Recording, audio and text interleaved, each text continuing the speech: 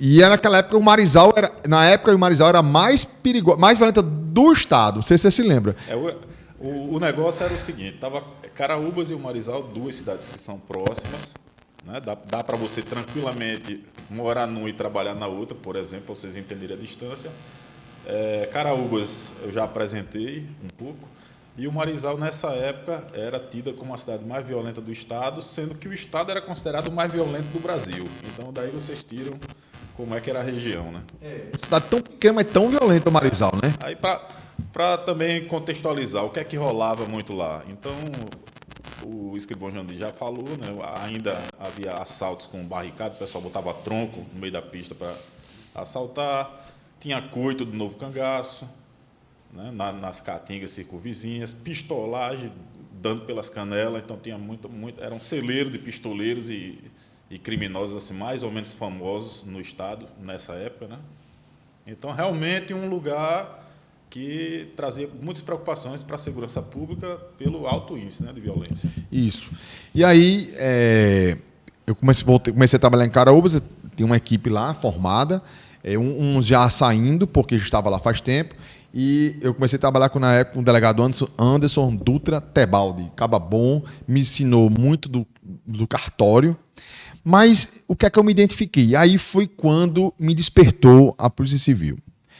A Polícia Civil, como um todo, é muito dinâmica. Por isso que é apaixonante. Você não consegue, você não vê todo dia a mesma coisa. Todo dia você vê coisas diferentes. E lá em Caraúbas é um aprendizado. Tem seu lado perigoso? Tem. Mas tem o aprendizado. Qual aprendizado? Você vê de tudo, meu amigo. De tudo que você puder imaginar, você vê na cidade de Caraúbas. De tudo. De todo tipo de violência. E a bandagem lá, quando quer matar, vai e mata e acabou-se. É esse estilo, o Oeste é desse estilo, né? Eles matam friamente e é nesse estilo. Então, assim, foi um aprendizado. Comecei a trabalhar com meus amigos, com as pessoas lá, conheci amigos, e foi aí que eu comecei a gostar de ser um policial civil e aprender o que é uma polícia judiciária, de fato.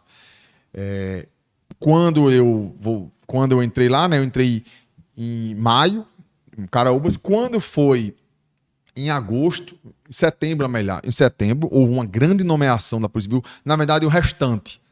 Setembro, outubro, houve um restante da nomeação, porque, inclusive, o concurso estava para se expirar.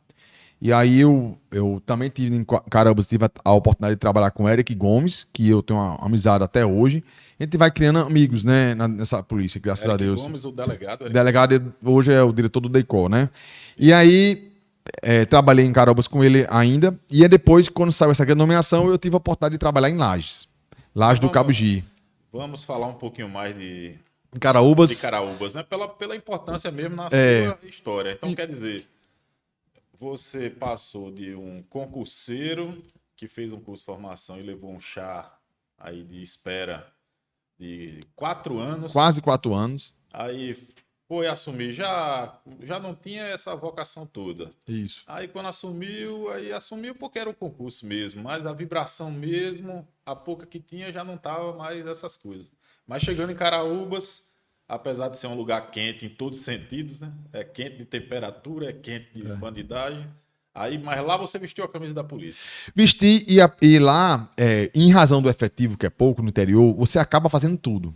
Esse foi o pulo. Porque eu fazia o papel, mas eu ia aprender na rua.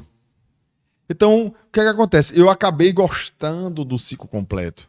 Aquela história que você pensava do escrivão para ficar no escritório já caiu por terra. Você começou a meter pé na porta. Também. Exatamente. E eu participei de várias operações, entendeu? Várias prisões na rua. E quando chegava lá, botava no papel. Não tem coisa melhor de botar no papel aquele que participou da rua.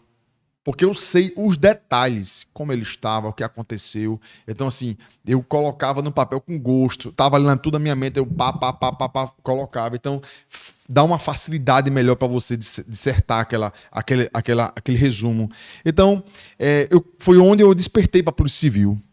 Para o pessoal sentir um gostinho aí, diga aí qual foi o caso assim, que você acha que tem o maior destaque desse momento, você lá em Caraúbas. Ocorrência aí, um caso. Uma ocorrência. Eu peguei uma ocorrência lá em Caraúbas de um furto dentro dessa delegacia. Um furto. os bandidos, na época, a gente recebeu, porque quando você tem um plantão da regional, as situações dos problemas das regionais, os flagrantes das regionais são encaminhados para as delegacias municipais. E aí chegou na delegacia municipal uma droga para a gente encaminhar para o ITEP. Uma droga apreendida. Prendida para encaminhar para o ITEP, né? E aí nós fomos encaminhar, no outro dia que a gente ia encaminhar para o ITEP, porque o ITEP é em Mossoró, né? Então, só contextualizando, você tem que passar salvo engano, por governador de Serra Rosada, exatamente, para deixar em Mossoró. Então, no outro dia a gente ia no ITEP deixar a droga. Era uma certa quantidade de droga, não era muito, mas era uma certa quantidade. E aí, o delegado, a equipe estava ouvindo algumas pessoas de outro procedimento, uns menores. Beleza, quando foi no outro dia, quando a gente ia pegar as drogas para poder levar para o ITEP, cadê as drogas? Os menores invadiram a delegacia e furtaram as drogas. Então, esse dia, para mim, foi emblemático porque... Pessoal folgado, hein? Folgado, Caraúbas é assim. Então, tinha que mostrar o poder da Polícia Judiciária. Então, a gente identificamos, passamos o dia, Eric, naquele trabalho de investigação, de condução, não sei o quê, e a gente conseguiu, ao final da noite, pegar toda a droga apreendida. E, obviamente, que todos foram autuados, e aí, obviamente, que isso aí moeu por vários até a madrugada, porque a gente foi deixar os presos, tive que ter um dos participantes na época, foi uma mulher que tem guardado a droga, a gente teve que deixar a mulher lá no presídio feminino em Mossoró. Eu também fazia essa condução de preso, entendeu? É o que eu gostava. E também tem um caso bem interessante, que foi... Para fechar esse caso, o recado foi dado à bandidagem. Foi dado à bandidagem. E a gente mostrou que a gente conseguiu, sim, prender. Outro caso também bem emblemático, eu vou citar dois bem rápido. Um foi que um homicídio, né, na zona rural, a menina tinha um caso com um cara e o pai da menina não deixava o relacionamento. E aí, nesse caso, o que aconteceu? O cara pegou o pai no meio do caminho, na zona rural. E matou ele com uma espingarda de soca, que chama, né? O pai da namorada, com uma espingarda de soca. E a namorada que estava na garupa viu quem matou e saiu correndo no meio do mato. E tava toda cortada, enfim. A gente conseguiu, quando soube desse homicídio, a gente tava na delegacia correndo. A namorada estava na garupa do pai? Do pai. E o cara foi lá mesmo? E o cara foi lá e matou o pai dela. Eu acho que ia matar ela também, porque ela não queria mais ele, porque o pai não queria, e aí ela saiu correndo no meio do mato. Certamente ele ficou com raiva porque o pai conseguiu acabar o namoro. Isso. É o que eu estou entendendo. Isso. Exatamente. Aí a gente, logo que tomou conhecimento do crime, a gente foi até a zona rural, num Fox preto. Você lembra, né? Sim, eu lembro. Atolou o Fox, né? Porque como é que você anda de Fox dentro da zona rural de Caraúbas? Não tem como. Zona rural de Caraúbas, meu amigo, é imensa. Então a gente atolou o carro na zona rural para chegar na fazenda onde a menina estava. Porque vale salientar que foi de Fox porque era o carro que tinha. É o único carro. O único carro que tinha. Então, a gente foi no Fox Preto, lá, chegou na fazenda onde a menina ficou, porque a menina correu do meio do mato, parou numa fazenda. Na fazenda ligaram pra gente. A gente foi bater lá. E atolamos o carro, era já de noite, o carro atolado, confusão na bexiga. E aí pegamos a menina lá, ouvimos o depoimento dela e tal, e começou todo um trabalho investigativo. E conseguimos, obviamente com o depoimento também dela, né, a gente conseguimos prender o cara, e ele foi autuado e tudo, e foi conduzido para presídio. Então foi um caso bem interessante. E por fim, aí eu também gostaria de deixar bem, é um caso bem interessante, nós estávamos numa ocorrência, numa madrugada, 3 presos.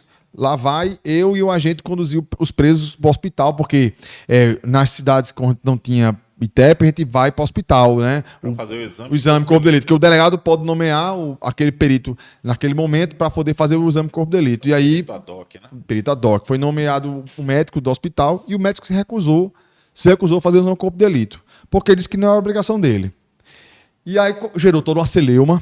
E acabamos, vou resumir, para a gente não esticar, acabamos autuando o médico por desobediência, e aí ele respondeu um TCO.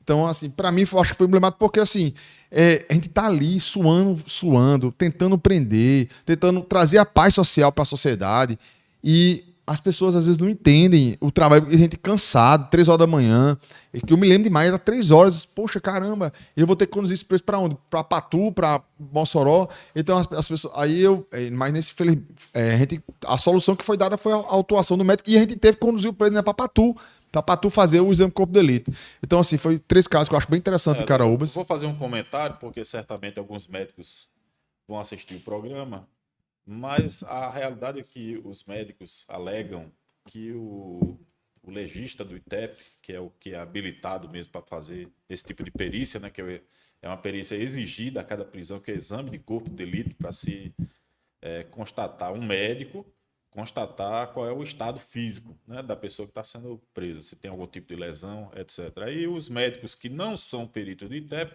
alegam justamente que eles não têm essa perícia, portanto não são obrigados a fazer.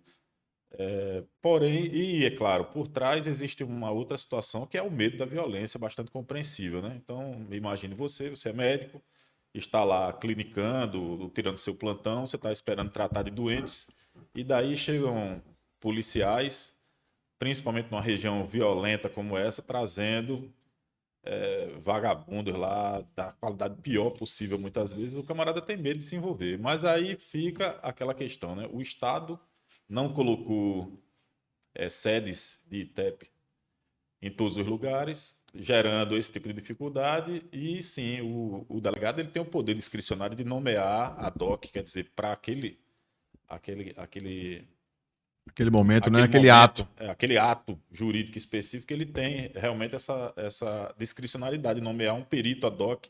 E aí, nesse caso, aí fica a discussão, que é uma discussão jurídica para se render, né? É isso. Se o médico assume ou não assume essa incumbência. É. É um problema a ser resolvido. Em 2014, a gente tinha uma realidade bem diferente, né? Assim, não tinha, tinha assim, poucos médicos no ITEP, né? A gente tinha um Fox, o Fox com a cota de combustível limitada. Então, assim, era uma toda. Olha, pra você ter ideia, vou deixar um parênteses aqui.